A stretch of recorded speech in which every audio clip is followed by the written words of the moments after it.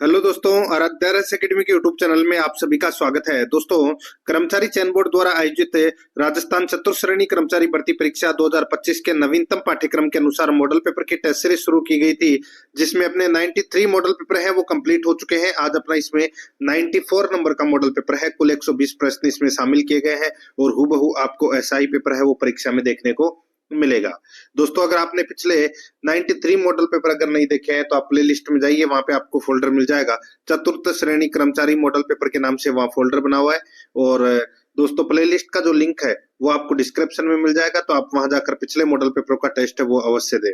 आराध्या रस एकेडमी के YouTube channel को अगर आपने अभी तक सब्सक्राइब नहीं किया तो सब्सक्राइब जरूर करें, बेल आइकन को दबाएं, क्लास को लाइक और अपने दोस्तों के पास में शेयर जरूर करें। तो चलिए दोस्तों, शुरू करते हैं। आज का अपना मॉडल पेपर नंबर है 94। देखिए, इसमें सबसे पहले मैं आपको संशोधित पाठ्यक्रम स्कीम है वो बता देता हूँ। 120 प्रश्न है वो परीक्षा में पूछे जाएंगे। 2 घंटे का पेपर है ये रहने वाला है। 70 प्रश्न जीके के, 15 प्रश्न इंग्लिश के, 15 प्रश्न मैथ के और 20 प्रश्न हिंदी व्याकरण से संबंधित पूछे जाएंगे। दोस्तों, 70 प्रश्न जो जीके के पूछे जाएंगे उसमें प्रश्नों का डिवाइडेशन है, मैं आपको बता देता हूं। जिसमें सबसे पहले अपन राजस्थान भूगोल के 20 प्रश्न हैं वो पढ़ेंगे सिलेबस के अकॉर्डिंग। पहला प्रश्न है, सिरोज्म मिट्टी राजस्थान के किस जिले में मिलती है? बताइए, जो ये सिरोज्म मिट्टी है ये राजस्थान में कहाँ पाई जाती है, कौन से जिले में पाई जाती है? तो यहाँ पर इसका राइट आंसर क्या हो जाएगा, वो है दोस्तों, देखिए जो मिट्टी है ये नागौर, पाली, अजमेर, जयपुर, डीडवाना, कुचामन, ब्यावर, इन जिलों में दोस्तों ये मिट्टी है वो पाई जाती है। तो यहाँ पर ऑप्शन के अनुसार जयपुर दे रखा है, तो यहाँ पर 2 नंबर का ऑप्शन राइट आंसर हो जाएगा। दोस्तों, ये जो सिरोज्म मिट्टी है इसके अंदर नाइट्रोजन और कार्बनिक पदार्थों की कमी होती है। इस कारण दोस्तों इसकी उर्वरक क्षमता है वो भी कम होती है और इसका रंग है वो पीला भूरा होता है। ये भी याद रखना है आपको। 2 नंबर ऑप्शन बिल्कुल सही। सेकंड नंबर का प्रश्न इसमें देखिए, राजस्थान की खारे पानी की सबसे बड़ी झील कौन सी है? खारे पानी की सबसे बड़ी झील है वो है दोस्तों कौन सी? तो यहाँ पर इसका राइट आंसर हो जाएगा वो है सांबर झील। यहाँ पर 1 नंबर का ऑप्शन बिल्कुल सही उत्तर हो जाएगा। दोस्तों, इस झील की जो लंबाई है वो दोस्तों 32 किलोमीटर है। कितनी है? 32 किलोमीटर। और चौड़ाई की बात करूं तो दोस्तों चौड़ाई 3 से 12 किलोमीटर है। ये भी आपको इसमें याद रखना है, ठीक है? 3 से 12 किलोमीटर ये इसकी चौड़ाई है। तो यहाँ पर इसका राइट आंसर हो जाएगा 1 नंबर का जो ऑप्शन है वो इसका बिल्कुल सही उत्तर हो जाएगा। आगे देखिए मित्रों, यहाँ पे 3 नंबर का प्रश्न है, 70 डिग्री पूर्वी देशांतर रेखा प्रदेश के किस जिले से गुजरती है? 70 डिग्री पूर्वी देशांतर रेखा है ये दोस्तों जैसलमेर से होकर गुजरती है। कहां से? जैसलमेर से होकर गुजरती है। तो यहाँ पर 2 नंबर ऑप्शन सही उत्तर। 4 नंबर का प्रश्न इसमें देखिए, राजस्थान की मध्यवर्ती अक्षांश रेखा है। राजस्थान की मध्यवर्ती अक्षांश रेखा है तो वो दोस्तों कौन सी है? बताइए, मध्यवर्ती जो अक्षांश रेखा है वो है दोस्तों, बताइए। तो यहाँ पर इसका जो राइट आंसर हो जाएगा, मध्यवर्ती अक्षांश से रेखा पूछा है तो दोस्तों वो है 27 डिग्री उत्तरी अक्षांश। 27 डिग्री उत्तरी अक्षांश। तो यहाँ पर इसमें 1 नंबर का जो ऑप्शन है वो इसका बिल्कुल सही उत्तर इसमें हो जाएगा। दोस्तों, राजस्थान का जो राजस्थान का अक्षांशीय विस्तार है वो 23 डिग्री 3 मिनट से 30 डिग्री 12 मिनट तक है। तो मध्यवर्ती अक्षांश है वो क्या होगी? 27 डिग्री उत्तरी अक्षांश है। तो यहाँ पर इसमें राइट आंसर हो जाएगा 1 नंबर का ऑप्शन बिल्कुल सही। आगे देखिए, यहाँ पर है 5 नंबर का प्रश्न है, राज्य में सर्वाधिक जनघनत्व वाला जिला है। सर्वाधिक जनघनत्व वाला जिला कौन सा है? तो दोस्तों जयपुर है। जयपुर का जो जनघनत्व है वो दोस्तों 595 व्यक्ति प्रति वर्ग किलोमीटर में निवास करते हैं। उसके बाद में नाम आता है दोस्तों भरतपुर का, और भरतपुर का जो जनघनत्व है वो है दोस्तों 503, ठीक है? उसके बाद में दोस्तों नंबर आता है दौसा का, फिर अलवर का। तो यहाँ पर इसमें राइट आंसर क्या हो जाएगा? 3 नंबर का ऑप्शन बिल्कुल सही। 6 नंबर का प्रश्न है, राजस्थान में 0 से 6 आयु वर्ग में न्यूनतम लिंगानुपात वाला जिला है। 0 से 6 आयु वर्ग में न्यूनतम लिंगानुपात वाला जिला है तो वो कौन सा है? राइट आंसर हो जाएगा वो है दोस्तों झुंझुनू, ठीक है? दोस्तों, झुंझुनू का जो लिंगानुपात है 0 से 6 आयु वर्ग में वो है दोस्तों 837। कितना है? 837, ठीक है? तो यहाँ पर इसका राइट आंसर हो जाएगा 3 नंबर ऑप्शन सही। 7 नंबर का प्रश्न इसमें देखिए, भारत सरकार एवं राजस्थान द्वारा मई 2013 को प्रस्तुत जनगणना आंकड़ों के अनुसार राजस्थान में अनुसूचित जातियों एवं अनुसूचित जनजातियों की सम्मिलित जनसंख्या है। भारत सरकार एवं राजस्थान द्वारा 25 मई 2013 को प्रस्तुत जनगणना आंकड़ों के अनुसार राजस्थान में अनुसूचित जातियों एवं अनुसूचित जनजातियों की सम्मिलित जनसंख्या है। तो दोस्तों इसका जो राइट आंसर हो जाएगा वो है इसमें 31.3%। दोस्तों 31.3% है यहाँ पर। इसमें 1 नंबर का जो ऑप्शन है वो इसका बिल्कुल सही उत्तर हो जाएगा। ये आपको इसमें याद रखना है। देखिए राज्य की यानी कि राजस्थान की कुल जनसंख्या का दोस्तों 17.8% भाग है ये दोस्तों अनुसूचित जाति का यानी कि एससी का है, ठीक है। और अनुसूचित जनजाति का जो अनुपात है वो है दोस्तों 13.5%। अब आप इसको जोड़ लीजिए, इसको जोड़ोगे तो कितना आ जाएगा, 13 और 17 कितने 30 और 8 और 5 13 यानी कि 31.3। यहाँ पर इसमें 1 नंबर का ऑप्शन बिल्कुल सही उत्तर हो जाएगा। बहुत ही शानदार लेवल का प्रश्न है। 8 नंबर का प्रश्न है इसमें देखिए, प्रदेश का वह जिला जहां से कोई राष्ट्रीय राजमार्ग नहीं गुजरता है। प्रदेश का वह जिला जहां से कोई राष्ट्रीय राजमार्ग नहीं गुजरता है। तो यहाँ पर इसका जो राइट आंसर हो जाएगा वो है देखिए सलुम्बर और डीग से दोस्तों कोई भी सलुम्बर और डीग जिलों में से कोई भी एनएच है वो नहीं गुजरता। तो यहाँ पर इसमें राइट आंसर हो जाएगा 1 नंबर का जो ऑप्शन है वो इसका बिल्कुल सही उत्तर इसमें हो जाएगा। आगे देखिए 9 नंबर का प्रश्न है, राजस्थान में रेल मार्गों की कुल लंबाई कितनी है। राजस्थान में रेल मार्गों की जो कुल लंबाई है वो दोस्तों कितनी है, तो वो है मार्च 2024 तक की अगर मैं बात करूं तो दोस्तों 6135 किलोमीटर 6135 किलोमीटर है ये राज्य में रेल मार्गों की कुल लंबाई है, ठीक है। तो यहाँ पर इसमें सही उत्तर हो जाएगा 1 नंबर का ऑप्शन बिल्कुल सही उत्तर हो जाएगा। यहाँ पे राजस्थान की बात कर रहा हूं मैं यहाँ पे। 10 नंबर का प्रश्न इसमें देखिए, राजस्थान में लौटते यानी कि प्रत्यावर्तन मानसून की ऋतु है। लौटते हुए मानसून की जो ऋतु है वो कब से कब तक है। तो दोस्तों इसका जो राइट आंसर हो जाएगा, लौटता हुआ जो मानसून है उसकी प्रत्यावर्तन की जो प्रत्यावर्तन जो काल है वो होता है दोस्तों इसमें अक्टूबर से दिसंबर तक। तो यहाँ पर इसमें 2 नंबर का ऑप्शन सही उत्तर। 11 नंबर का प्रश्न है, आप राज्य आपदा मोचन निधि के अंतर्गत केंद्र और राज्य सरकार का योगदान किस अनुपात में होता है। राज्य आपदा मोचन निधि के अंतर्गत केंद्र और राज्य सरकार का योगदान किस अनुपात में होता है। तो बताइए कौन से अनुपात में होता है। तो यहाँ पर इसका जो राइट आंसर हो जाएगा वो है केंद्र है वो 75% और राज्य का दोस्तों 25% योगदान है वो रहता है अनुपात के अंदर। तो यहाँ पर इसमें सही उत्तर क्या हो जाएगा, 2 नंबर का जो ऑप्शन है वो इसका बिल्कुल सही 75:25, ठीक है। 12 नंबर का प्रश्न इसमें देखिए, डिग्गी निर्माण क्या है। बताइए डिग्गी निर्माण क्या है। तो दोस्तों ये नहर कमान क्षेत्र में फसलों और कृषि गतिविधियों के लिए अधिशेष जल बहाल करने का अभियान से संबंधित है दोस्तों ये डिग्गी निर्माण। तो यहाँ पर इसमें जहां पर पानी इकट्ठा किया जाता है दोस्तों नहर का, यहाँ पर इसमें 3 नंबर का जो ऑप्शन है वो इसका बिल्कुल सही उत्तर हो जाएगा इसमें। आगे देखिए 13 नंबर का प्रश्न है, बीसलपुर परियोजना का संबंध किस नदी से है। दोस्तों बीसलपुर परियोजना का जो संबंध है वो टोंक में है ये बीसलपुर परियोजना। और दोस्तों इससे जयपुर, ब्यावर, अजमेर को दोस्तों पेयजल उपलब्ध करवाया जाता है और टोंक जिले में दोस्तों सिंचाई हेतु जलापूर्ति भी होती है। तो यहाँ पर इसका राइट आंसर हो जाएगा, बनास नदी पर है ये दोस्तों बीसलपुर परियोजना। तो यहाँ पर इसमें राइट आंसर हो जाएगा 2 नंबर का ऑप्शन बिल्कुल सही।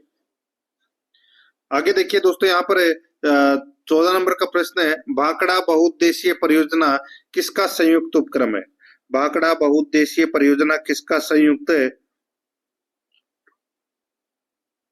बताइए किसका संयुक्त उपक्रम है। तो यहाँ पर इसका सही उत्तर हो जाएगा दोस्तों ये राजस्थान, पंजाब और हरियाणा का संयुक्त उपक्रम है दोस्तों। ये राजस्थान, पंजाब और हरियाणा का दोस्तों ये संयुक्त उपक्रम है। तो यहाँ पर इसका राइट आंसर क्या हो जाएगा, 2 नंबर का जो ऑप्शन है वो इसका बिल्कुल सही उत्तर इसमें हो जाएगा।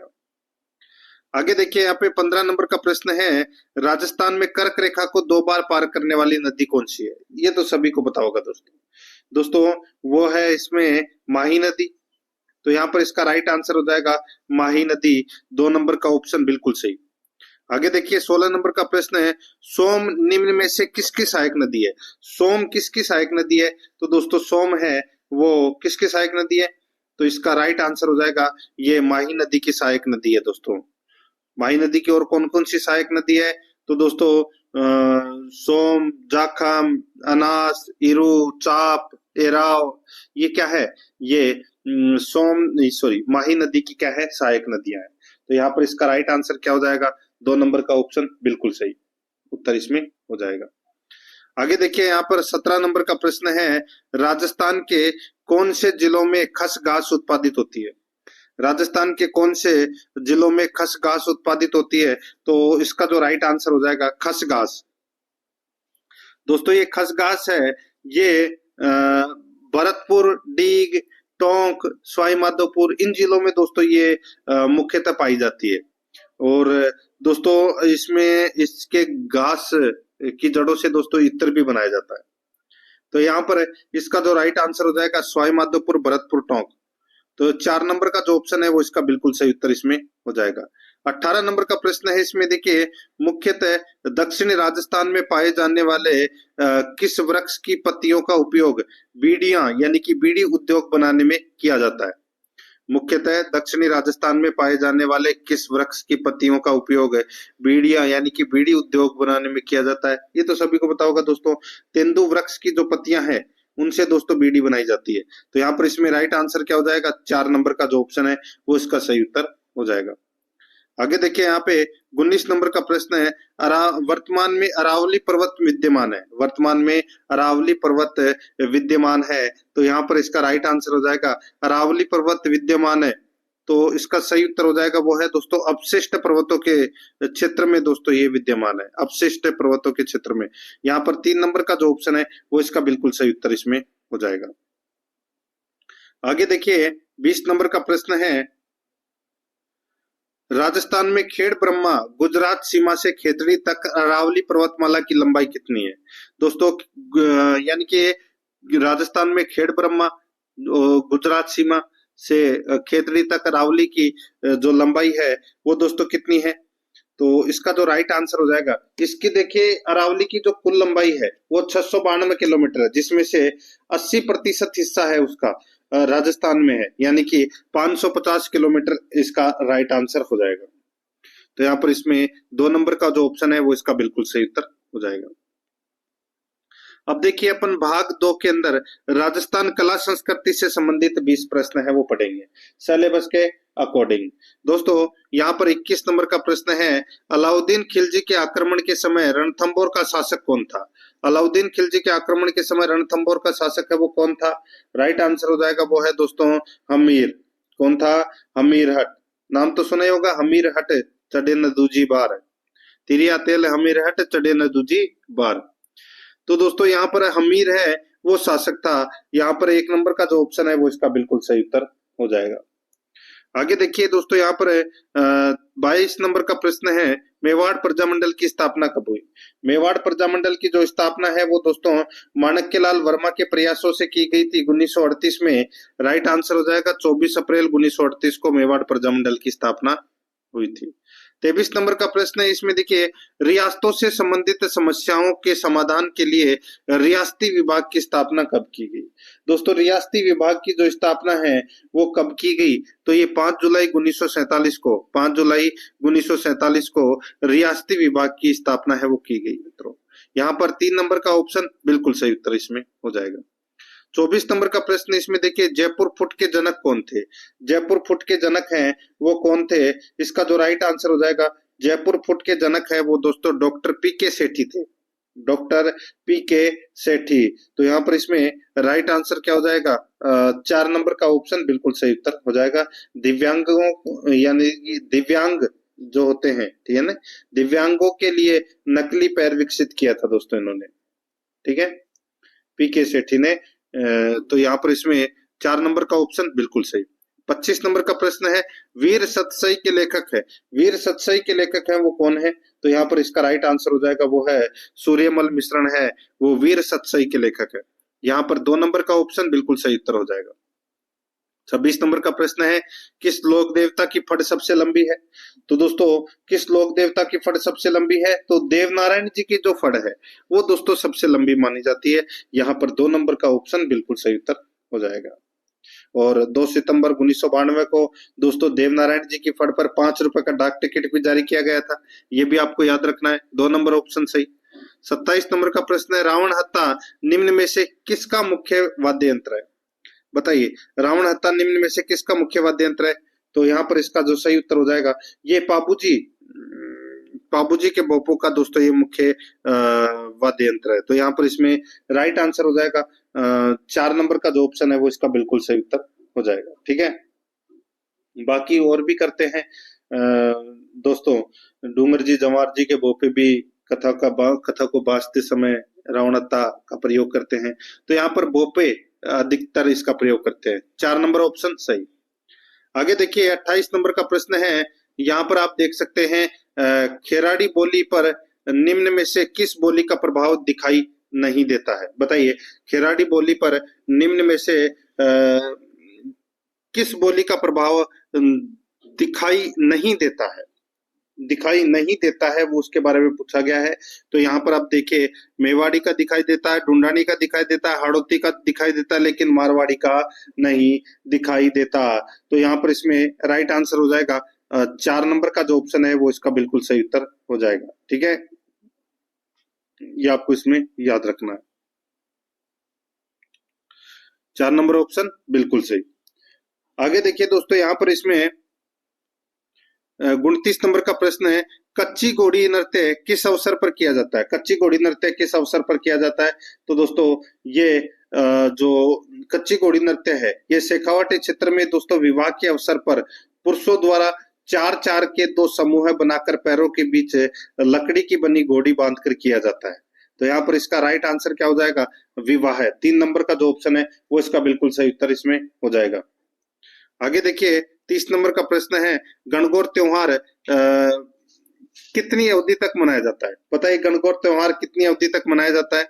राइट आंसर हो जाएगा दोस्तों गणगौर का जो त्योहार है वो दोस्तों 18 दिन तक ये मनाया जाता है। यहाँ पर इसमें 3 नंबर का जो ऑप्शन है वो इसका सही उत्तर हो जाएगा, ये आपको इसमें याद रखना है। चैत्र कृष्ण प्रथम से चैत्र शुक्ल तृतीया तक दोस्तों ये गणगौर का त्योहार है वो मनाया जाता है। ठीक है, आगे देखिए दोस्तों, यहाँ पर 31 नंबर का प्रश्न है, जच्चा लोकगीत किस अवसर पर गाया जाता है? जच्चा लोकगीत किस अवसर पर गाया जाता है? तो यहाँ पर इसमें राइट आंसर क्या हो जाएगा? वो है दोस्तों ये बालक के जन्म दोस्तों, यानी कि शिशु के जन्म के अवसर पर दोस्तों ये जच्चा गीत है वो गाया जाता है। तो यहाँ पर इसमें राइट आंसर क्या हो जाएगा? 4 नंबर का जो ऑप्शन है वो इसका सही। आगे देखिए 32 नंबर का प्रश्न है, बल्ल्या आभूषण कहाँ पहना जाता है? दोस्तों बल्ल्या आभूषण है ये कहाँ पर पहना जाता है?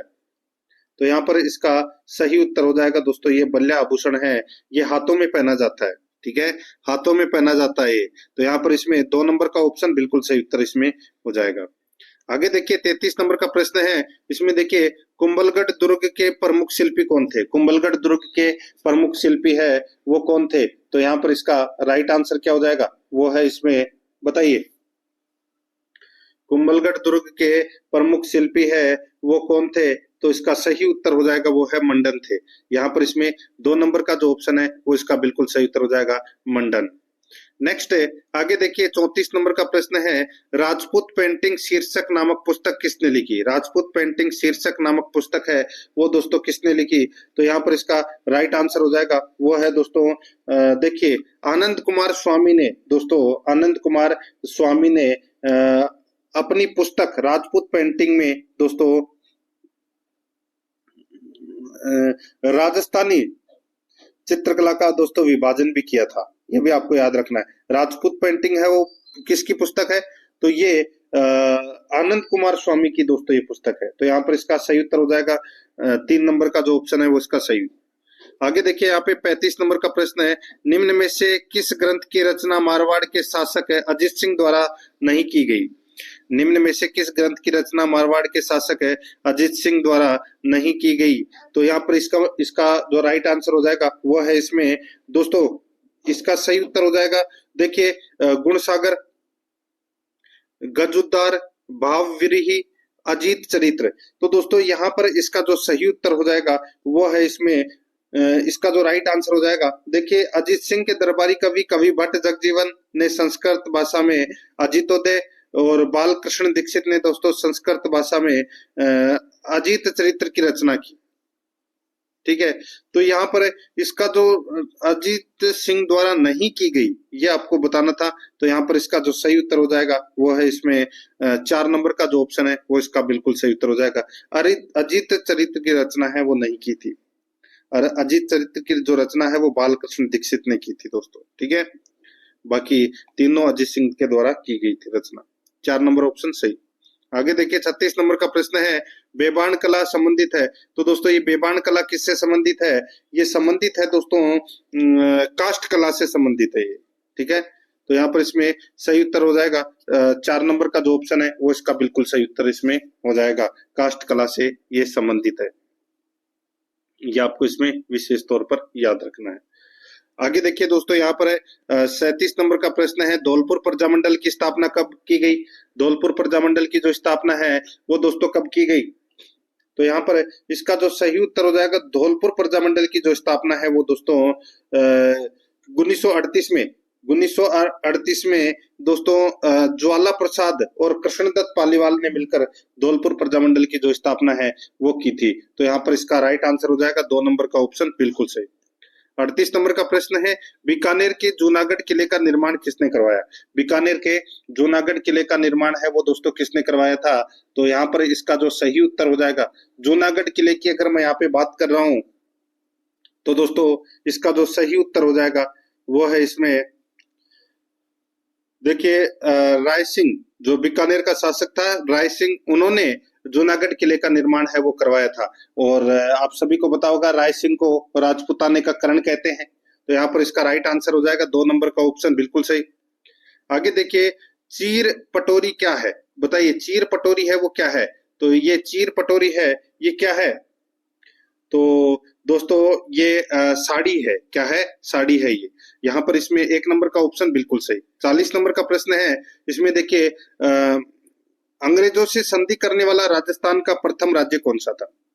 बताइए अंग्रेजों से संधि करने वाला राजस्थान का प्रथम राज्य है वो कौन सा था? इसका सही उत्तर हो जाएगा वो है दोस्तों, वो था भरतपुर। यहाँ पर 1 नंबर का जो ऑप्शन है वो इसका सही उत्तर हो जाएगा भरतपुर। ये आपको इसमें याद रखना है। ठीक है, आगे देखिए, अब अपन भाग 3 के अंदर भारतीय संविधान से संबंधित 5 प्रश्न है वो सिलेबस के अकॉर्डिंग है वो पढ़ने जा रहे हैं। 5 प्रश्न अपन राजस्थान पॉलिटी के पढ़ेंगे और 5 प्रश्न है वो दोस्तों अपन भारतीय संविधान से संबंधित पढ़ेंगे। ठीक है, तो सबसे पहले अपन भारतीय पॉलिटी से संबंधित प्रश्न है वो पढ़ लेते हैं। यहाँ पर देखिए 41 नंबर का प्रश्न है, भारतीय संविधान की 10वीं अनुसूची का संबंध निम्न में से किससे है? बताइए 10वीं अनुसूची का जो संबंध है वो दोस्तों किससे है? तो यहाँ पर इसका जो राइट आंसर हो जाएगा, 10वीं अनुसूची का जो संबंध है वो है दोस्तों दल बदल विरोधी कानून से संबंधित है। 1 नंबर का जो ऑप्शन है वो इसका बिल्कुल सही उत्तर हो जाएगा। ये 52वां संविधान संशोधन 1985 के माध्यम से ये 10वीं अनुसूची है वो जोड़ी गई थी। तो यहाँ पर इसमें 1 नंबर का ऑप्शन बिल्कुल सही। आगे देखिए, भारतीय संविधान का मेग्ना कार्टा संविधान के किस भाग को कहा जाता है? बताइए भारतीय संविधान के भाग 3 को दोस्तों भारतीय संविधान का मेग्ना कार्टा है वो कहा जाता है। 3 नंबर का जो ऑप्शन है वो इसका बिल्कुल सही उत्तर इसमें हो जाएगा। ये आपको इसमें याद रखना है। ठीक है, आगे देखिए, भारत के प्रथम उप प्रधानमंत्री कौन थे? भारत के प्रथम उप प्रधानमंत्री है वो कौन थे? तो इसका राइट आंसर हो जाएगा सरदार वल्लभ भाई पटेल थे। कौन थे? सरदार वल्लभ भाई पटेल ये भारत के प्रथम उप प्रधानमंत्री थे। 4 नंबर का जो ऑप्शन है वो इसका बिल्कुल सही उत्तर इसमें हो जाएगा। ये आपको इसमें याद रखना है। ठीक है, आगे देखिए दोस्तों, यहाँ पर इसमें 44 नंबर का प्रश्न है, कोई विधेयक धन विधेयक है या नहीं, इसका निर्णय कौन करता है? कोई विधेयक धन विधेयक है या नहीं, उसका निर्णय है वो कौन करता है? इसका जो राइट आंसर हो जाएगा, उसका जो निर्णय है, निर्णय की अगर मैं बात करूं तो दोस्तों वो लोकसभा अध्यक्ष करता है इसका निर्णय। तो यहाँ पर इसमें 3 नंबर का जो ऑप्शन है वो इसका बिल्कुल सही उत्तर इसमें हो जाएगा, ये आपको इसमें याद रखना है। आगे देखिए 45 नंबर का प्रश्न है, भारत के सर्वोच्च न्यायालय में किस वर्ष में न्यायाधीशों की नियुक्ति के लिए कॉलेजियम व्यवस्था को अपनाया गया? बताइए, भारत के सर्वोच्च न्यायालय में किस वर्ष में न्यायाधीशों की नियुक्ति के लिए कॉलेजियम व्यवस्था को अपनाया गया? तो ये कॉलेजियम व्यवस्था को दोस्तों अपनाया गया है, ये 1993 में अपनाया गया था दोस्तों ये, ठीक है, कॉलेजियम व्यवस्था को। तो यहाँ पर इसमें 1 नंबर का जो ऑप्शन है वो इसका बिल्कुल सही उत्तर इसमें हो जाएगा। आगे देखिए, अब अपन भाग 4 के अंदर राजस्थान पॉलिटी से संबंधित 5 प्रश्न है वो पढ़ रहे हैं सिलेबस के अकॉर्डिंग। देखिए 46 नंबर का जो प्रश्न है इसमें देखिए, किस अनुच्छेद के तहत राज्यपाल विधानमंडल के विश्रांति काल में अध्यादेश जारी कर सकता है? बताइए। तो दोस्तों यहाँ पर पूछा गया है कि किस अनुच्छेद के तहत राज्यपाल विधानमंडल में या विधानमंडल के विश्रांति काल के अध्यादेश यानी कि विश्रांति काल में अध्यादेश जारी कर सकता है, कौन से अनुच्छेद में? तो यहाँ पर इसका राइट आंसर क्या हो जाएगा, वो है इसमें दोस्तों अनुच्छेद 213 में। अनुच्छेद 213 में दोस्तों राज्यपाल है वो अध्यादेश जारी कर सकता है।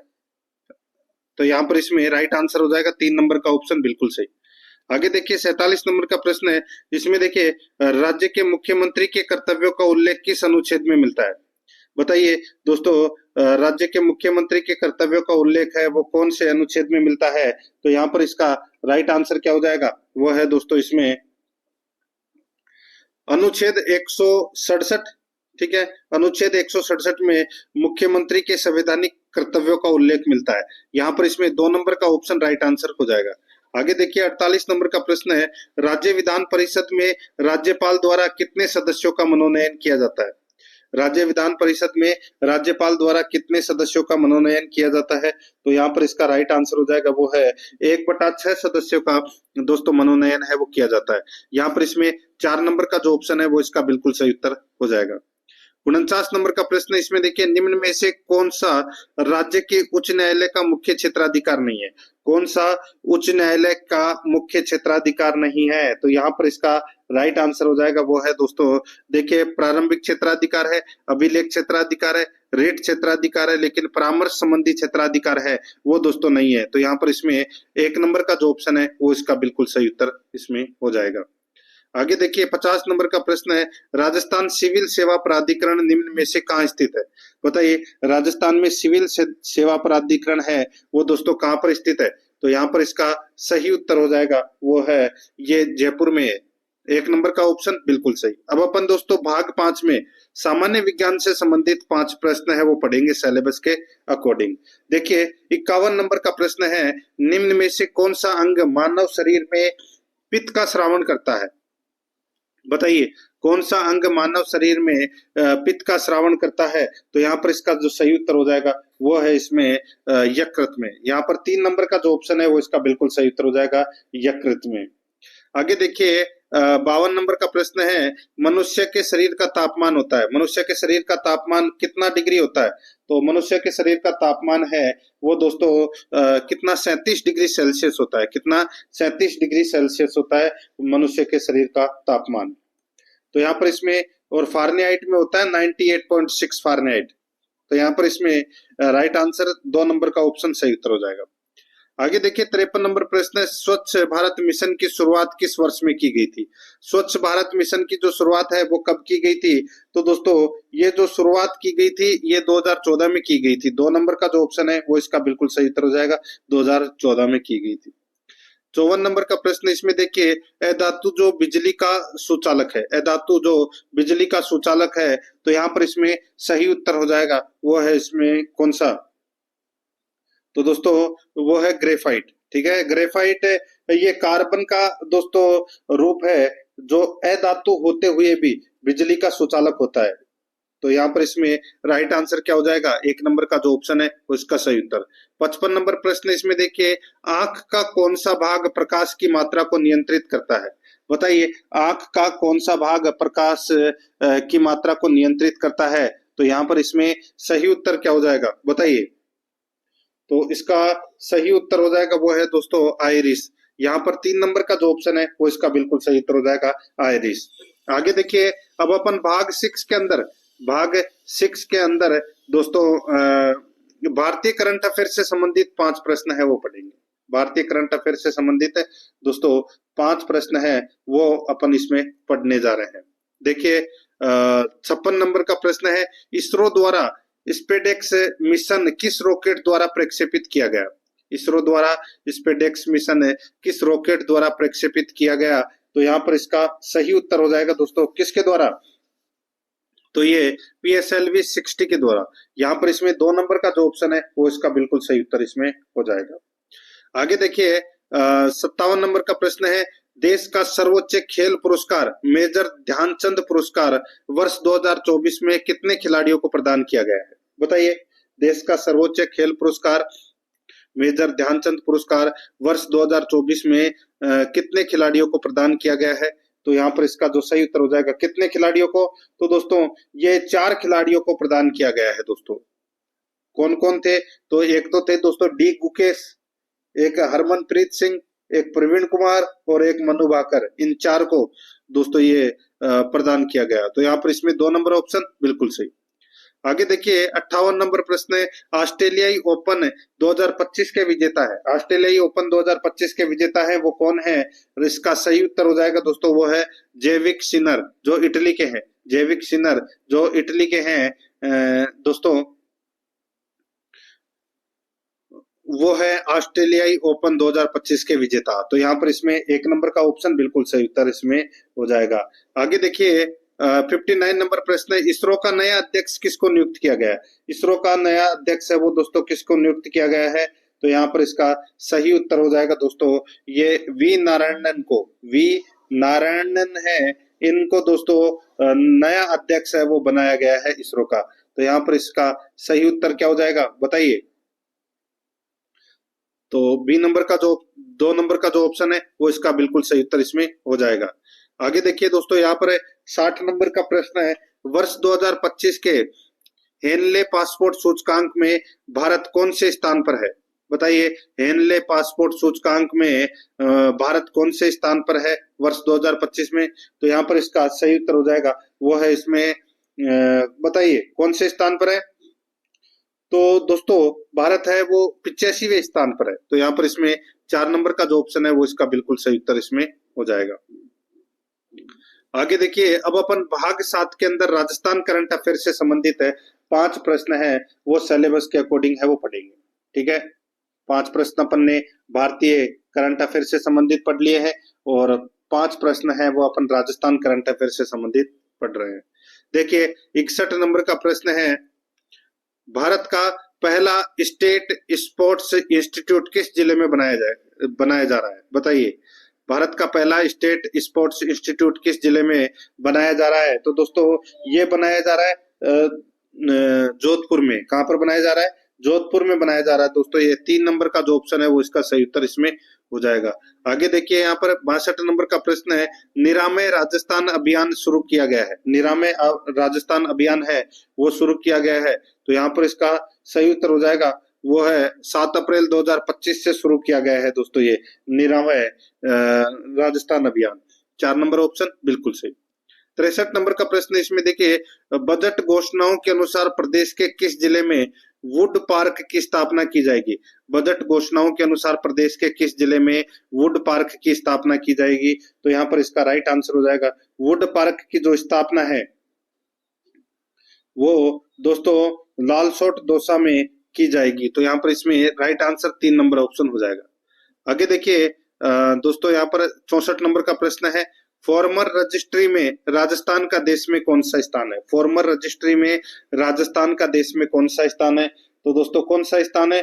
तो वो उसमें पहला स्थान है। कौन सा? पहला। तो यहाँ पर इसमें 4 नंबर का जो ऑप्शन है वो इसका सही उत्तर हो जाएगा, पहला स्थान है। 65 नंबर का प्रश्न इसमें देखिए, कृत्रिम गर्भाधान क्षेत्र में राजस्थान का पहला नवीनतम तकनीकी आधारित प्लांट कहाँ स्थापित किया जाएगा? कृत्रिम गर्भाधान क्षेत्र में राजस्थान का पहला नवीनतम तकनीकी आधारित प्लांट कहाँ स्थापित किया जाएगा? तो दोस्तों ये स्थापित किया जाएगा बस्सी जयपुर में। 2 नंबर का जो ऑप्शन है वो इसका सही उत्तर बस्सी जयपुर में। अब देखिए दोस्तों, अपन भाग 8 के अंदर कंप्यूटर से संबंधित 5 प्रश्न है वो पढ़ेंगे सिलेबस के अकॉर्डिंग। तो यहाँ पर देखिए 66 नंबर का प्रश्न है, इसमें देखिए कंप्यूटर में उपयोग आने वाली आईसी चिप किससे बनी होती है? बताइए ये आईसी चिप है वो किसकी बनी होती है? तो ये सिलिकॉन की बनी होती है। यहाँ पर 2 नंबर का जो ऑप्शन है वो इसका बिल्कुल सही उत्तर हो जाएगा, ये सिलिकॉन की बनी होती है। ठीक है, आगे देखिए 67 नंबर प्रश्न है, कौन सी फाइल एमएस वर्ड को शुरू करती है? कौन सी फाइल एमएस वर्ड को शुरू करती है? राइट आंसर हो जाएगा दोस्तों एमएस वर्ड को दोस्तों winword.exe winword.exe फाइल है वो एमएस वर्ड को शुरू करती है। 4 नंबर का ऑप्शन बिल्कुल सही उत्तर हो जाएगा। 68 नंबर का प्रश्न है, एक्सेल में सेलेक्ट किए गए सेल रेंज में एक चार्ट बनाने के लिए कीबोर्ड शॉर्टकट क्या है? बताइए एक्सेल में सेलेक्ट किए गए सेल रेंज से एक चार्ट बनाने के लिए कीबोर्ड शॉर्टकट क्या है? तो दोस्तों कीबोर्ड शॉर्टकट है वो क्या है? तो वो है दोस्तों F11। F11 ये दोस्तों कॉलम चार्ट एक नए शीट पर तैयार हो जाता है। तो यहाँ पर इसमें राइट आंसर हो जाएगा 4 नंबर का ऑप्शन बिल्कुल सही। आगे देखिए एमएस पावर पॉइंट प्रेजेंटेशन को समाप्त करने के लिए निम्न कुंजियों में से किसे दबाया जा सकता है? बताइए एमएस पावर पॉइंट प्रेजेंटेशन को समाप्त करने के लिए निम्न कुंजियों में से किसे दबाया जा सकता है? तो यहाँ पर इसका सही उत्तर हो जाएगा वो है इसमें, बताइए किसको दबाया जा सकता है? तो इसमें केवल एक्सकेप कुंजी को दबाया जा सकता है। यहाँ पर इसमें 1 नंबर का ऑप्शन बिल्कुल सही उत्तर हो जाएगा। आगे देखिए 70 नंबर का प्रश्न है, ईमेल का पूरा नाम है। बताइए ईमेल का जो पूरा नाम है वो क्या है? तो दोस्तों ईमेल का पूरा नाम है दोस्तों इलेक्ट्रॉनिक मेल। ईमेल का पूरा नाम क्या है? Electronic mail. 3 नंबर का जो ऑप्शन है वो इसका सही उत्तर हो जाएगा। अब दोस्तों अपन भाग 9 के अंदर हिंदी व्याकरण से संबंधित 20 प्रश्न है वो सिलेबस के अकॉर्डिंग पढ़ रहे हैं। देखिए 71 नंबर का प्रश्न है, निम्नलिखित में से भाववाचक संज्ञा का उदाहरण है। बताइए भारतीयता, भारतवर्ष। तो दोस्तों यहाँ पर जो भाववाचक संज्ञा का उदाहरण है तो वो कौन सा है? तो वो है दोस्तों भारतीयता। ठीक है, भारतीयता, ता प्रत्यय लगा है इसके अंदर, तो ये भाववाचक संज्ञा बन गई। तो यहाँ पर इसमें 3 नंबर ऑप्शन बिल्कुल सही। 72 नंबर का प्रश्न है, इसमें देखिए स्वतंत्रता के बाद सरदार ने रियासतों का एकीकरण किया। वाक्य में सरदार शब्द किस संज्ञा का उदाहरण है? सरदार शब्द किस संज्ञा का उदाहरण है? तो इसका जो राइट आंसर हो जाएगा, सरदार वल्लभ भाई पटेल, नाम तो सुना ही होगा आपने, तो उनके आगे सरदार लगता है तो सरदार है दोस्तों ये व्यक्तिवाचक संज्ञा है। ये क्या है? व्यक्तिवाचक संज्ञा। तो यहाँ पर इसमें 3 नंबर ऑप्शन सही। आगे देखिए 73 नंबर का प्रश्न है, किसी निश्चित व्यक्ति, वस्तु, घटना या कर्म के लिए प्रयुक्त होने वाले सर्वनाम क्या कहलाते हैं? किसी निश्चित व्यक्ति, वस्तु, घटना या कर्म के लिए प्रयुक्त होने वाले सर्वनाम क्या कहलाते हैं? तो दोस्तों क्या कहलाते हैं? तो वो कहलाते हैं दोस्तों निश्चयवाचक सर्वनाम कहलाते हैं। यहाँ पर 2 नंबर का जो ऑप्शन है वो इसका बिल्कुल सही उत्तर हो जाएगा, निश्चयवाचक सर्वनाम कहलाते हैं। 74 नंबर का प्रश्न, इसमें देखिए वे क्रियाएं जो संज्ञा या विशेषण से बनती हैं कहलाती है। वे क्रियाएं जो संज्ञा या विशेषण से बनती है कहलाती है, तो वो क्या कहलाती है? तो दोस्तों वो नाम धातु क्रिया कहलाती है, नाम धातु क्रिया। 3 नंबर का जो ऑप्शन है वो इसका बिल्कुल सही उत्तर हो जाएगा। आगे देखिए 75 नंबर का प्रश्न है, दांत, नीम और पहर जैसे शब्दों को कहते हैं। दांत, नीम और पहर जैसे शब्दों को क्या कहते हैं? तो दोस्तों इन शब्दों को तद्भव शब्द कहते हैं। ये तद्भव शब्द है दोस्तों, ठीक है, तद्भव शब्द। यहाँ पर इसमें राइट आंसर हो जाएगा 2 नंबर का ऑप्शन बिल्कुल सही। ये जैसे दांत है तो दांत का तत्सम क्या बनेगा? दंत बनेगा। ठीक है, नीम का क्या बनेगा? निम्ब बनेगा। और पहर का प्रहर बनेगा तत्सम। तो यहाँ पर इसमें 2 नंबर ऑप्शन सही। नेक्स्ट आगे देखिए पुर के साथ में 2 विस्तरक लगा हुआ है, तो यानी कि पुरह प्लस कृत का संधि रूप होगा, तो दोस्तों इसका संधि रूप है वो क्या होगा, तो इसका संधि रूप हो जाएगा दोस्तों पुरस्कृत विसर्ग संधि का दोस्तों इसमें क्या हुआ है, प्रयोग हुआ है। तो यहाँ पर इसमें राइट आंसर 3 नंबर ऑप्शन हो जाएगा। आगे देखिए 77 नंबर प्रश्न है, संज्ञा से बना विशेषण नहीं है। संज्ञा से बना विशेषण नहीं है, तो यहाँ पर इसका राइट आंसर क्या हो जाएगा, वो है इसमें संज्ञा से बना विशेषण नहीं है, तो यहाँ पर इसका सही उत्तर हो जाएगा वो है दोस्तों, देखिए बाहरी।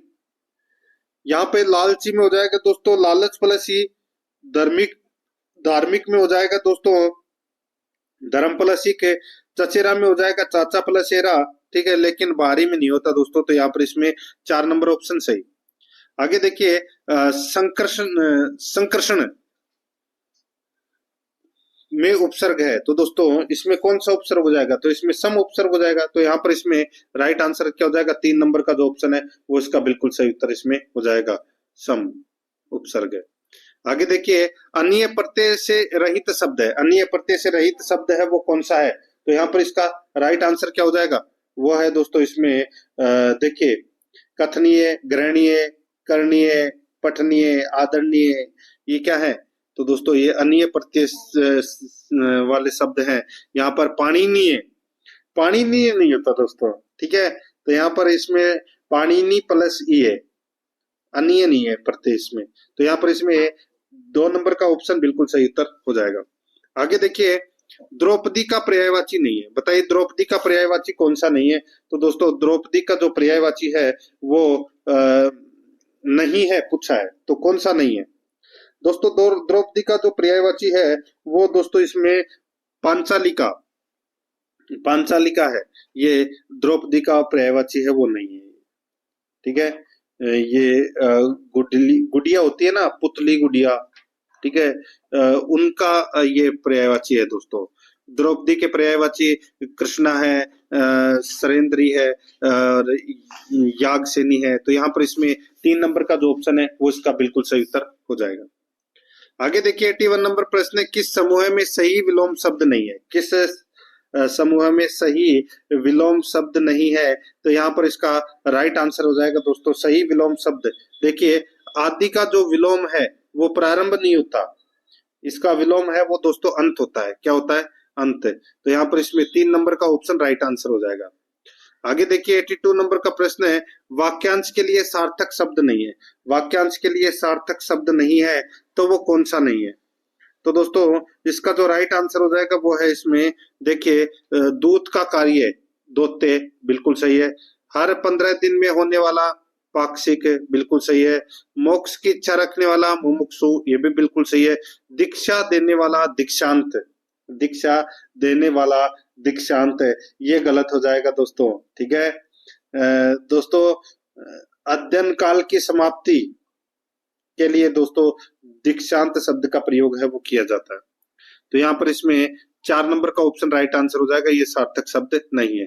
83 नंबर प्रश्न है, किस विकल्प में सभी शब्द अशुद्ध है, किस विकल्प में सभी शब्द अशुद्ध है, तो दोस्तों यहाँ पर देखिए इसमें कोते, कृति और केकई, कोते, कृति और केकई, ये क्या है दोस्तों, ये अशुद्ध शब्द है, तो कोते नहीं होता दोस्तों, कोंते होता है, या दोस्तों डबल मात्रा आती है क के ऊपर, ठीक है, तो और ये कृति के ये क है, इसके ये अलंत नहीं आएगा दोस्तों, ये वाला आएगा, और केकई, केकई के अंदर दोस्तों शुरुआत में जो क है इसके ऊपर डबल मात्रा आएगी, फिर एक आएगी, तो यहाँ पर इसमें 1 नंबर का ऑप्शन राइट आंसर हो जाएगा, ये अशुद्ध शब्द है।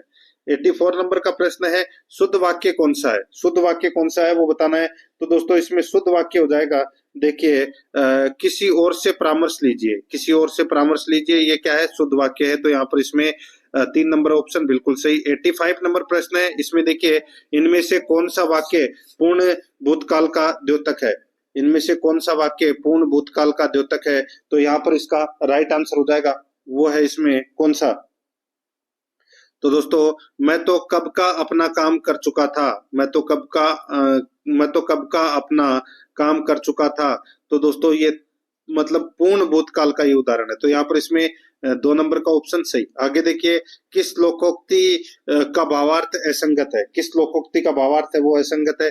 यहाँ पर देखिए, एक अनार सौ बीमार, एक चीज के बहुत चाहने वाले, कंगाली में आटा गीला, मुसीबत पर मुसीबत आना, आम के आम गुठलियों के दाम, किसी काम में दोहरा लाभ होना, मिट्टी पलीत करना, क्रोध करना, ये गलत हो जाएगा दोस्तों। मिट्टी पलीत करना यानी कि बहुत दुर्दशा होना, ठीक है, बहुत दुर्दशा होना, ये होता है दोस्तों। यहाँ पर 4 नंबर का जो ऑप्शन है वो इसका बिल्कुल सही उत्तर इसमें हो जाएगा। आगे देखिए, 87 नंबर का प्रश्न है, एरिया अंग्रेजी शब्द के लिए हिंदी परिभाषिक शब्द है। एरिया अंग्रेजी शब्द के लिए हिंदी परिभाषिक शब्द है, तो वो कौन सा है? तो दोस्तों, एरिया मतलब क्षेत्र, तो यहाँ पर इसमें सही उत्तर हो जाएगा 2 नंबर का ऑप्शन सही। 88 नंबर का प्रश्न है, उत्तम पुरुष शैली में लिखा जाने वाला पत्र है। उत्तम पुरुष शैली में लिखा जाने वाला पत्र है, तो वो कौन सा है? तो यहाँ पर इसका सही उत्तर हो जाएगा दोस्तों, वो है कौन सा? तो वो है अर्धशासकीय पत्र। अर्धशासकीय पत्र 4 नंबर का जो ऑप्शन है वो इसका बिल्कुल सही उत्तर हो जाएगा, अर्धशासकीय पत्र। ठीक है, आगे देखिए, यहाँ पर 89 नंबर प्रश्न है, दैत्य प्लस अरि संधि विच्छेद का सही संधि शब्द है। दैत्य प्लस अरि संधि विच्छेद का सही संधि शब्द है। तो दोस्तों यानी कि इसका राइट आंसर हो जाएगा इसमें दोस्तों दैत्यारी, इसका राइट आंसर हो जाएगा। ठीक है, दैत्यारी, और इसमें दैत्य प्लस अरि इसके अंदर दोस्तों दीर्घ संधि का प्रयोग हुआ है। तो यहाँ पर इसमें 3 नंबर ऑप्शन सही। 90 नंबर का प्रश्न है, जिन शब्दों के एक से अधिक अर्थ होते हैं वे कहलाते हैं, तो वो क्या कहलाते हैं? वे कहलाते हैं दोस्तों अनेकार्थी शब्द। क्या कहलाते हैं? अनेकार्थी शब्द कहलाते हैं। 4 नंबर का ऑप्शन बिल्कुल सही उत्तर हो जाएगा। अब अपन भाग 10 के अंदर दोस्तों इंग्लिश ग्रामर से संबंधित 10 प्रश्न है, सॉरी 15 प्रश्न है। इंग्लिश ग्रामर से संबंधित है दोस्तों, अपन 15 प्रश्न है वो सिलेबस के अकॉर्डिंग पढ़ेंगे। देखिए, यहाँ पे 91 नंबर का प्रश्न है, students are doing a lot of work, इसका पेसिव बनाइए।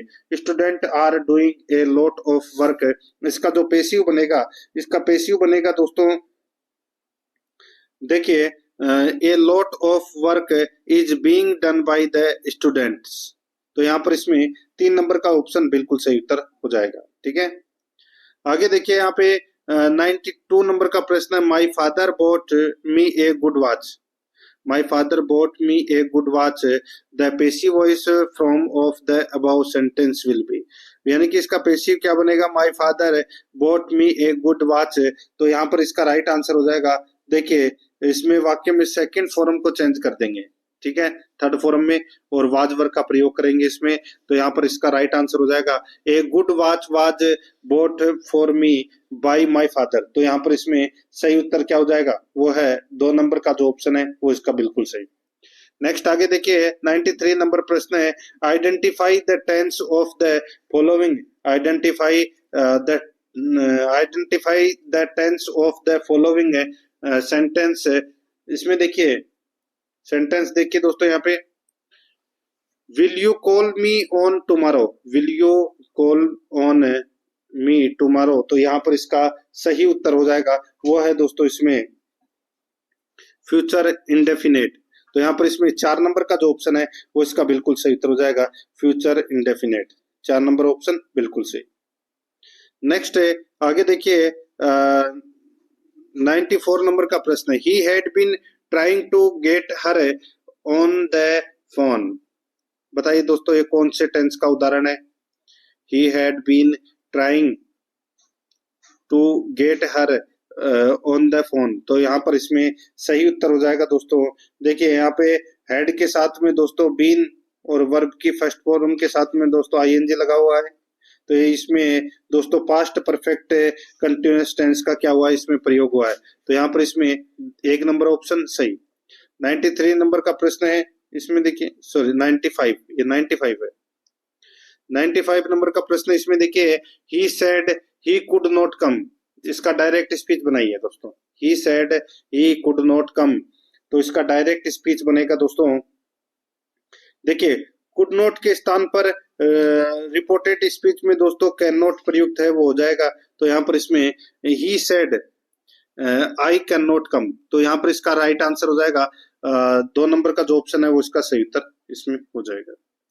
आगे देखिए 96 नंबर का प्रश्न है change the narration, change the narration. इसमें देखिए must you go so soon I said, must you go so soon I said.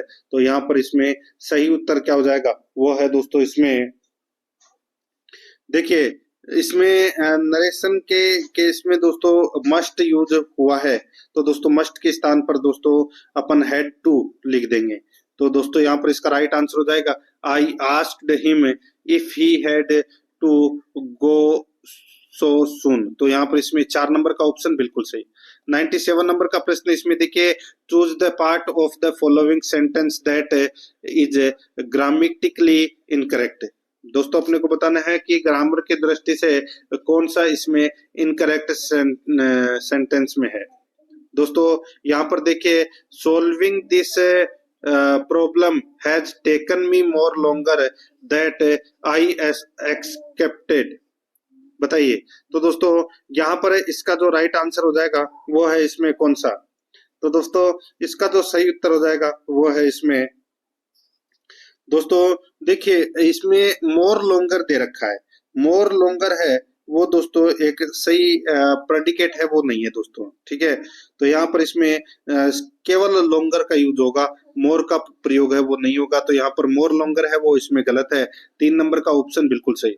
आगे देखिए 98 नंबर का प्रश्न है how fast she runs change into assertive, how fast he runs change into assertive. तो दोस्तों इसका राइट आंसर हो जाएगा देखिए असर्टिव वाक्य बनाने के लिए दोस्तों हाउ को हटाकर दोस्तों अपन प्रोनाउन से इसकी शुरुआत करेंगे। तो यहाँ पर है सी रन्स वेरी फास्ट, इसका राइट आंसर हो जाएगा सी रन्स वेरी फास्ट। यहाँ पर 2 नंबर का ऑप्शन सही। नेक्स्ट आगे देखिए यहाँ पर है दोस्तों shut the door, this is an example of a. बताइए शट द डोर, तो दोस्तों ये एग्जाम्पल किसका है ये, तो दोस्तों ये एग्जाम्पल है ये इंपरेटिव सेंटेंस का दोस्तों ये एग्जाम्पल है। 3 नंबर ऑप्शन बिल्कुल सही उत्तर हो जाएगा। 100 नंबर का प्रश्न है इसमें देखिए व्हाट डज नोटिस से, व्हाट डज नोटिस से। तो यहाँ पर इसमें सही उत्तर क्या हो जाएगा, वो है दोस्तों देखिए वाक्य में नोटिस को दोस्तों प्रिंट आउट है बुक कर रहे हैं इसलिए दैट आएगा इसमें, ठीक है, दैट नोटिस से आएगा यहाँ पे। 2 नंबर का ऑप्शन बिल्कुल सही उत्तर इसमें हो जाएगा। आगे देखिए 101 नंबर का प्रश्न है my father is SP, my father is SP. तो दोस्तों यहाँ पर इसमें राइट आंसर क्या आ जाएगा, तो दोस्तों इसमें देखिए एनएसपी आएगा, एनएसपी। तो यहाँ पर इसमें 2 नंबर का ऑप्शन सही। 102 नंबर प्रश्न है ही रूल्स ए वेस्ट एम्पायर, ही रूल्स ए वेस्ट एम्पायर। तो यहाँ पर इसका राइट आंसर हो जाएगा वो है इसमें ओवर ए वेस्ट एम्पायर। तो यहाँ पर इसमें 3 नंबर का ऑप्शन बिल्कुल सही उत्तर हो जाएगा। 103 नंबर का प्रश्न इसमें देखिए match the given words with their दोस्तों करस्पॉन्डिंग वर्ड। दोस्तों अपने को यहाँ पे देखिए एक तरफ इंग्लिश वर्ड दे रखे हैं दूसरी तरफ हिंदी में दे रखे हैं, अपने को मिलान करना है। डायरेक्टर, डायरेक्टर किसको बोलते हैं दोस्तों, डायरेक्टर निर्देशक को बोलते हैं, किसको, निर्देशक को। और अकाउंटेंट किसको बोलते हैं, अकाउंटेंट बोलते हैं दोस्तों लेखाकार को, लेखाकार को, ठीक है। और दोस्तों यहाँ पर देखिए इन सबऑर्डिनेशन, इन सबऑर्डिनेशन इसका अर्थ होता है दोस्तों अवज्ञा, क्या होता है, अवज्ञा। और रिसोर्सेज ये बोलते हैं दोस्तों संसाधन को। तो यहाँ पर इसमें राइट आंसर क्या हो जाएगा 3 4 1 2, 3 4 1 2, 3 4 1 2 इसका बिल्कुल सही उत्तर हो जाएगा। 3 4 1 2 कौन से ऑप्शन में है, देखिए 3 4 1 2 3 नंबर का जो ऑप्शन है वो इसका बिल्कुल सही उत्तर हो जाएगा। आगे देखिए दोस्तों यहाँ पर इसमें 104 नंबर का प्रश्न है सुबह से बारिश हो रही है, इसका इंग्लिश ट्रांसलेशन करना है। सुबह से बारिश हो रही है इसका इंग्लिश ट्रांसलेशन करना है, तो क्या हो जाएगा इसका इंग्लिश ट्रांसलेशन। तो यहाँ पर इसका सही उत्तर हो जाएगा वो है दोस्तों it is raining since morning. 2 number का जो ऑप्शन है वो इसका बिल्कुल सही उत्तर हो जाएगा। 105 नंबर का प्रश्न है इसमें देखिए choose the correctly punctuated sentence, choose the correct choose the correctly punctuated sentence है। तो यहाँ पर इसका राइट आंसर क्या हो जाएगा, वो है इसमें दोस्तों माय नेम इज राहुल, ये इसका राइट आंसर हो जाएगा। 3 नंबर का जो ऑप्शन है वो इसका बिल्कुल सही उत्तर इसमें हो जाएगा। अब देखिए, अब अपन भाग 11 के अंदर दोस्तों गणित से संबंधित 15 प्रश्न है वो पढ़ेंगे सिलेबस के अकॉर्डिंग। 106 नंबर का प्रश्न है, इसमें देखिए दिए गए दंड आरेख का ध्यान पूर्वक अध्ययन करें और निम्न प्रश्न का दोस्तों अपने को उत्तर देना है। यहाँ पर आप देख सकते हैं दोस्तों 106 नंबर का ये प्रश्न है, किस संस्था के लिए उपस्थित उम्मीदवार तथा उत्तीर्ण उम्मीदवार की संख्याओं में अंतर अधिकतम है। दोस्तों अधिकतम अंतर है वो किसमें है वो अपने को यहाँ पर बताना है। तो देखिए आपको पता चल गया होगा अधिकतम अंतर दोस्तों इसमें देखिए ई के अंदर है अधिकतम अंतर, यानी कि इसके अंदर जो है वो ई में उत्तीर्ण उम्मीदवार है वो दोस्तों 4 है, और उपस्थित उम्मीदवार है वो है दोस्तों इसमें कितने हैं, ये 11। कितने हैं दोस्तों 11 और ये कितने हैं, ये दोस्तों 3 है। हाँ ये दोस्तों 3 है, यानी कि उत्तीर्ण उम्मीदवार है वो दोस्तों 3 है। और यहाँ पर देख सकते हैं ये देखिए ये नीचे की तरफ उत्तीर्ण उपस्थित उम्मीदवार और उत्तीर्ण उम्मीदवार का कौन सा डायग्राम है। तो दोस्तों यहाँ पर उत्तीर्ण उम्मीदवार 3 है और उपस्थित उम्मीदवार 11 है, यानी कि 11 में से 3 गए तो दोस्तों कितने बचे 8। ठीक है, 11 में से 3 गए तो कितने बचे 8। तो सबसे ज्यादा जो दोस्तों अंतर है वो इसी में है। तो यहाँ पर इसमें राइट आंसर 4 नंबर ऑप्शन हो जाएगा। आगे देखिए 107 नंबर का प्रश्न है, इसमें देखिए दिए गए पाई चार्ट की सहायता से भारतीय सेना का खर्च ज्ञात कीजिए यदि भारत का कुल खर्चा 120 करोड़ रुपए है। तो दोस्तों देखिए यहाँ पे भारतीय सेना का पूछा है, तो भारतीय सेना का प्रतिशत कितना है 59। तो सीधा सा है 120 का दोस्तों आप 50% है वो निकाल लीजिए। ठीक है, जैसे कि ये 0 से ये 0 कट गया, 2 से दोस्तों ये 5 बार कट गया और ये 6 बार कट गया। ठीक है, अब दोस्तों 6 इंटू 59 कर लीजिए और फिर 5 का भाग दे लीजिए दोस्तों, कितना आ जाएगा, तो इसमें आ जाएगा 70.8 करोड़। यहाँ पर इसमें 2 नंबर का ऑप्शन बिल्कुल सही उत्तर हो जाएगा। आगे देखिए यहाँ पर 108 नंबर का प्रश्न है, 8 मजदूर एक काम को 16 दिन में पूरा कर लेते हैं।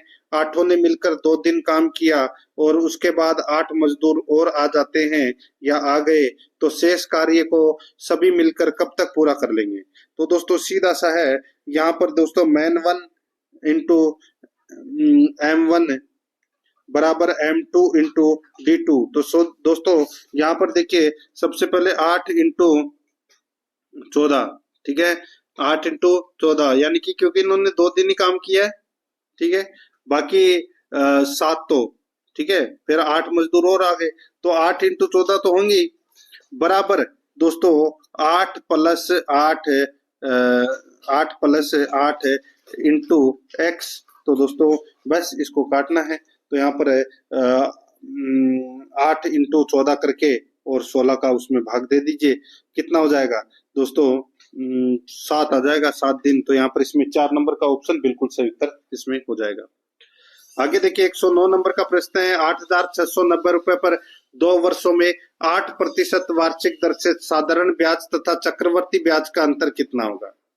दोस्तों सीधा सा मैं आपको यहाँ पर बोलूं, 2 वर्षों के लिए साधारण ब्याज और चक्रवर्ती ब्याज में अंतर पूछा है। तो दोस्तों यहाँ पर मूलधन कितना है 8,690, 8,690 इंटू देखिए इसका सूत्र है, तो वो है मूलधन इंटू दर बटे 100 घात में स्क्वायर। तो दोस्तों यहाँ पे मूलधन इंटू दर कितनी है 8, तो यहाँ पे 8 स्क्वायर है, तो यहाँ पे 8 इंटू 8 बटे दोस्तों 100 इंटू 100। ठीक है, तो बस काट लीजिए, इसको आप काटोगे तो दोस्तों कितना आ जाएगा 55.61 आ जाएगा। तो यहाँ पर इसमें 3 नंबर का ऑप्शन बिल्कुल सही। आगे देखिए 110 नंबर प्रश्न है, किस प्रतिशत वार्षिक साधारण ब्याज की दर से कोई धन 8 वर्ष में दुगना हो जाएगा। बताइए 8 वर्ष में दुगना हो जाएगा, तो दोस्तों सीधा सा है भाई, 100 में 8 का भाग दे लीजिए, कितना आएगा 12.5%। तो वही अपना सही उत्तर हो जाएगा, यानी कि 12 सही 1/2%। देखिए यहाँ पे चौथे नंबर के अंदर 1/2 और लगा लेना, तो यहाँ पर इसमें 4 नंबर ऑप्शन बिल्कुल सही। आगे देखिए ए तथा बी ने मिलकर व्यापार आरंभ किया, वर्ष के अंत में लाभों को उन्होंने 2:3 के अनुपात में बांट लिया। ए ने 40,000 रुपए लगाए तो बी ने कितना धन लगाया? भाई ए का अनुपात है वो दोस्तों 2 है, ठीक है, और बी का अनुपात है वो 3 है, तो सीधा सा हो जाएगा, इसने 40,000 लगाए तो दोस्तों इसने कितने हजार लगाए? इसने 60,000 लगाए, ठीक है भाई। अनुपात अपने निकाला था तो यहाँ पर दे रखा है 2:3। एक अनुपात बराबर कितना हो गया? 20,000। तो 3 अनुपात बराबर कितना हो गया? 60,000। तो यहाँ पर इसमें 3 नंबर ऑप्शन सही उत्तर हो जाएगा। आगे देखिए एक थैली में 5 रुपए, 2 रुपए और 1 रुपए के सिक्के हैं, जो क्रमशः 4:5:5:6 के अनुपात में है। तो दोस्तों सीधा सा है, यहाँ पे सबसे पहले आप ऐसे लिख दीजिए 5 रुपए, ये 2 रुपए और ये 1 रुपए के सिक्के हैं। इनका अनुपात है दोस्तों 4 अनुपात ये 5 अनुपात ये 6। अब इनको कन्वर्ट कर लीजिए दोस्तों, ये तो 1 रुपए के 6 सिक्के हो गए तो ये 6 रुपए हो गए। ये दोस्तों 2 रुपए के 5 सिक्के हैं तो दोस्तों कितने हो गए? 10 रुपए हो गए। और दोस्तों ये 5 रुपए के 4 सिक्के हैं तो कितने हो गए? 20 हो गए। तो 20 और 10 30, 30 और 6 36। तो यानी कि दोस्तों सीधा सा है, अनुपातों का योग कितना आ गया? 36। तो 216 के अंदर दोस्तों आप 36 का भाग दे लीजिए, ठीक है। 200 क्या पूछा इसने? तो थैली में 5 रुपए के सिक्कों की संख्या क्या है? 5 रुपए के सिक्कों की संख्या है वो क्या है? तो दोस्तों सीधा सा है, देखिए सिक्कों की संख्या पूछा है, 5 रुपए के सिक्कों की संख्या। तो यहाँ पर अनुपात कितना है? 20 है। कितना है दोस्तों? 20 है। देखिए इसमें काट लीजिए इसको, पहले तो मैं आपको सीधा ही बता देता हूँ। 216 में 36 का भाग दिया तो कितना आ गया?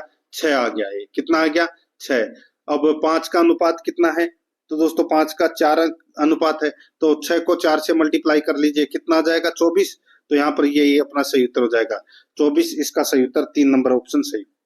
आगे देखिए दोस्तों यहाँ पर 13 नंबर का प्रश्न है, एक कक्षा में लड़के एवं लड़कियों का अनुपात 5:3 है। निम्नलिखित में से विद्यार्थियों की वह संख्या जो कक्षा में नहीं हो सकती है होगी, बताइए। एक कक्षा में लड़के और लड़कियों का अनुपात 5:3 है। निम्नलिखित में से विद्यार्थियों की वह संख्या जो कक्षा में नहीं हो सकती। तो यहाँ पर देखिए लड़के और लड़कियों का अनुपात तो दे रखा है 5:3। तो दोस्तों लड़के तथा लड़कियों की संख्या है वो 8 से विभाजित होगी। तो यहाँ पर दोस्तों 36 है वो 8 से विभाजित नहीं है। तो यहाँ पर इसमें राइट आंसर हो जाएगा 2 नंबर का ऑप्शन बिल्कुल सही। आगे देखिए दोस्तों यहाँ पर इसमें 114 नंबर का प्रश्न है, एक खिलौने को 1440 में बेचने पर 10% की हानि होती है, उसे कितने रुपए में बेचा जाए कि उसे 15% का लाभ हो? सीधा सा हो जाएगा दोस्तों, यहाँ पे 1440 इंटू 110 बटे नहीं 15% का लाभ चाहिए ना, 115/90। बस सीधा सा राइट आंसर आ जाएगा। आप इसको काटोगे तो दोस्तों कितना हो जाएगा? तो दोस्तों ये आ जाएगा 1840। तो यहाँ पर इसमें 2 नंबर का ऑप्शन बिल्कुल सही 1840। 115 नंबर प्रश्न है, 130 रुपए का x प्रतिशत बराबर 11.7 हो तो x का मान ज्ञात कीजिए। तो दोस्तों x का मान है वो ज्ञात कीजिए। तो यहाँ पर इसमें सही उत्तर क्या हो जाएगा? वो है दोस्तों देखिए 130 का 130 दोस्तों 130 इंटू एक्स बटा क्या हो जाएगा 100 बराबर कितना दे रखा है दोस्तों? 11.7 दे रखा है। तो सीधा सा हो जाएगा 11.7 इंटू एक्स 11.7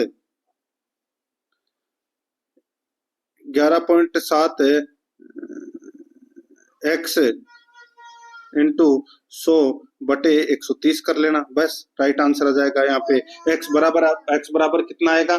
तो दोस्तों 9 आएगा। तो यहाँ पर इसमें 2 नंबर का जो ऑप्शन है वो इसका बिल्कुल सही उत्तर इसमें हो जाएगा।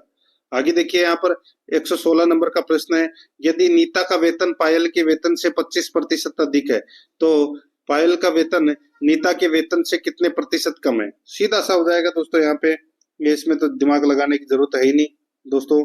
यहाँ पर देखिए नीता का वेतन है वो, ये जैसे मैंने यहाँ पे नीता लिख दिया एन और ये पायल लिख दिया, तो नीता का वेतन पायल के वेतन से 25% अधिक है, 25% अधिक है नीता के वेतन से, पायल के वेतन से 25% अधिक है। यानी कि अगर इसका 100 है तो इसका कितना हो गया, 125 हो गया। ठीक है, तो नीता के वेतन से कितने प्रतिशत कम होगा, पायल का वेतन नीता के वेतन से कितना प्रतिशत कम होगा, तो सीधा सा हो जाएगा भाई 25/125 इंटू 100 कर लीजिए, तो ये कितनी बार गया 5, तो सीधा सा हो जाएगा 100 में 5 का भाग दे दीजिए, कितना आ जाएगा 20%। तो ये अपना सही उत्तर हो जाएगा, 2 नंबर ऑप्शन सही। आगे देखिए 117 नंबर प्रश्न है, 3 के प्रथम 5 गुणजों का औसत कितना है, तो दोस्तों सीधा सा हो जाएगा, वो है 3 के प्रथम 5 गुण। तो दोस्तों देखिए 3, 6, 9, 12 और 15 इनको जोड़ लीजिए, तो 15 और 12 कितने होते हैं 27, 27 और 3 कितने होते हैं दोस्तों 30, 30 और 9 39 और 6 45, 45 में दोस्तों 5 का भाग दे लीजिए, कितना आ जाएगा 9, तो यही अपना सही उत्तर हो जाएगा 3 नंबर का ऑप्शन बिल्कुल सही। आगे देखिए 3 संख्याओं का औसत 28 है, तो 3 इंटू 28 कर लीजिए दोस्तों। ठीक है, पहली संख्या दूसरी संख्या से आधी है, पहली संख्या है वो दूसरी संख्या से आधी है, तथा तीसरी संख्या दूसरी संख्या से दोगुनी है, तो तीसरी संख्या क्या होगी, तो दोस्तों यहाँ पर मान लीजिए कि दूसरी संख्या है वो 2x है, दूसरी संख्या है वो दोस्तों 2x है, तो पहली संख्या क्या हो जाएगी दोस्तों, पहली संख्या है वो x हो जाएगी। ठीक है, और तीसरी संख्या है वो दोस्तों कितनी हो जाएगी 4x हो जाएगी। तो यहाँ पे तीनों संख्याओं का योग है वो 28 इंटू 3 है, तो दोस्तों इसको अपन ऐसे लिखेंगे 2x plus x plus 4x बराबर 28 इंटू 3, तो क्या हो जाएगा दोस्तों 4 और 2 6, 6 1 7, यानी कि 7x बराबर 28 इंटू 3, तो दोस्तों कितना आ जाएगा x बराबर आ जाएगा 12। तो दोस्तों तीसरी संख्या 4x है, तो 12 इंटू 4 कर लीजिए, कितना आ जाएगा 48, तो यहाँ पर इसमें 4 नंबर ऑप्शन सही। आगे देखिए दो संख्याओं में 3:5 का अनुपात है तथा उनका लघुत्तम समापवर्ती 30 है, इनमें छोटी संख्या क्या है, इनमें छोटी संख्या क्या है, तो दोस्तों सीधा सा है 3:5 दे रखा है, तो दोस्तों 3x और 5x हो जाएगा। ठीक है, तो यहाँ पर हो जाएगा दोस्तों 3x यानी कि 3x इंटू 5x बराबर कितना हो जाएगा 300 इंटू x, तो यहाँ पर 3 तिया 15, 15 का भाग दे लीजिए दोस्तों 30 में, कितनी बार गया, तो दोस्तों 20 बार। ठीक है, तो 20 बार। अब यहाँ पर अपन क्या करेंगे, छोटी संख्या कौन सी है दोस्तों 3, तो यहाँ पर 3 से मल्टीप्लाई कर देंगे उसको, तो कितना आ जाएगा 60, तो यहाँ पर इसमें 1 नंबर ऑप्शन सही। आगे देखिए ए किसी काम को 12 दिन में कर सकता है, बी ए से 60% अधिकतम है, बी इसे पूरा कर लेगा दिन में, बताइए। देखिए ए की कार्य समाप्ति में लगा समय है वो दोस्तों 12 दिन का है, तो बी ए से 60% अधिक दक्ष है, तो दोस्तों क्या हो जाएगा बी द्वारा कार्य समाप्ति हेतु लिया गया समय, तो ये हो जाएगा 12 इंटू दोस्तों 60/100 कर लीजिए, तो कितना हो जाएगा दोस्तों 7 सही 1/2 दिन, तो यहाँ पर इसमें सही उत्तर हो जाएगा वो है दोस्तों 7 सही 1/2 दिन, इसका सही उत्तर हो जाएगा। ठीक है, तो यहाँ पर इसमें 4 नंबर का ऑप्शन बिल्कुल सही उत्तर इसमें हो जाएगा। तो दोस्तों इसी के साथ मैंने आपको ये मॉडल पेपर कंप्लीट करवा दिया है। प्रश्न आपको कैसे लगे कमेंट में जरूर बताएं, और अरबदारस एकेडमी के यूट्यूब चैनल को अगर आपने अभी तक सब्सक्राइब नहीं किया तो सब्सक्राइब जरूर कर ले, बेल आइकन को दबाएं ताकि नोटिफिकेशन है वो आप सभी के पास में निरंतर पहुंचता रहे। क्लास को लाइक नहीं किया तो क्लास को लाइक करें और अपने दोस्तों के पास में शेयर जरूर करें। मिलते हैं दोस्तों नेक्स्ट क्लास में। जय हिंद, जय भारत।